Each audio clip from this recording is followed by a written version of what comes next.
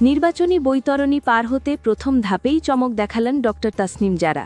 ঢাকা ৯ আসনে স্বতন্ত্র প্রার্থী হিসেবে প্রতিদ্বন্দ্বিতা করার জন্য প্রয়োজনীয় ভোটারদের স্বাক্ষর সংগ্রহের কাজ মাত্র একদিনেই সম্পন্ন করেছেন তিনি।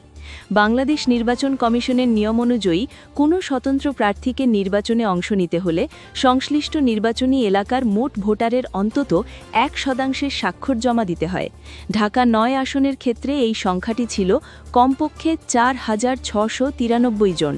গত রবিবার খিলগাঁও ও বাসাবো এলাকায় বুথ বসিয়ে স্বাক্ষর সংগ্রহের কাজ শুরু করেন ড জারা। কিন্তু সবাইকে অবাক করে দিয়ে সোমবার বিকেলের মধ্যেই প্রয়োজনীয় সংখ্যার চেয়েও বেশি মানুষের সমর্থন নিশ্চিত করে তার টিম। এরপর সংগৃহীত সব স্বাক্ষর সেগুনবাগিচায় ঢাকা বিভাগীয় কমিশনার ও রিটার্নিং কর্মকর্তার কার্যালয়ে জমা দেন তিনি।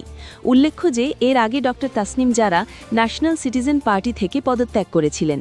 স্বতন্ত্র প্রার্থী হিসেবে যাত্রা শুরু করার পর এইটিই ছিল তার জন্য প্রথম বড় চ্যালেঞ্জ, যা তিনি অত্যন্ত